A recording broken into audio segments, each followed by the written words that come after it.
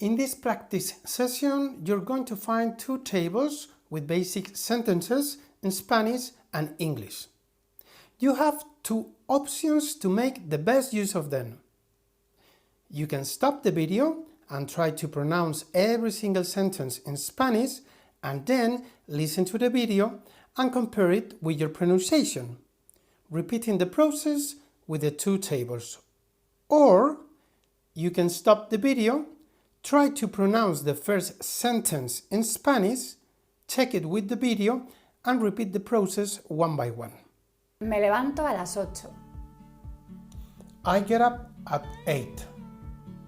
Me lavo los dientes todas las mañanas. I brush my teeth every morning. ¿Qué quieres para desayunar? What do you want for breakfast? Quiero un café y un zumo de naranja. I want a coffee and an orange juice.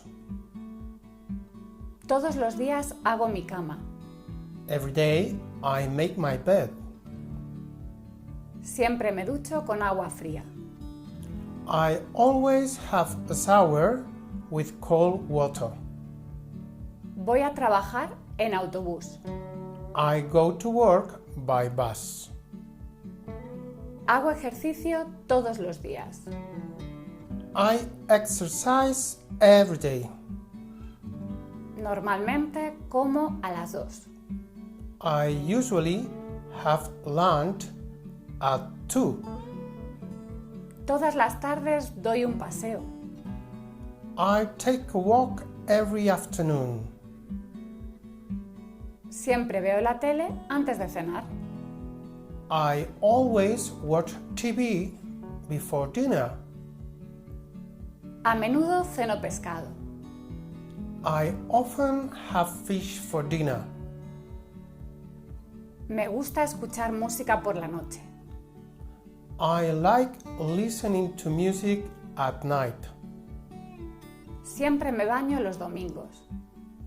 I always take a bath on Sundays. Todas las noches leo media hora. Every night I read for half an hour. En invierno duermo con pijama. In winter, I sleep with pajama. En verano me levanto a las 11. In summer, I get up at 11. Los sábados siempre trabajo. On Saturdays, I always work. Los domingos leo el periódico. On Sundays, I read the newspaper. Los viernes por la noche salgo a cenar. On Friday nights, I go out to have dinner.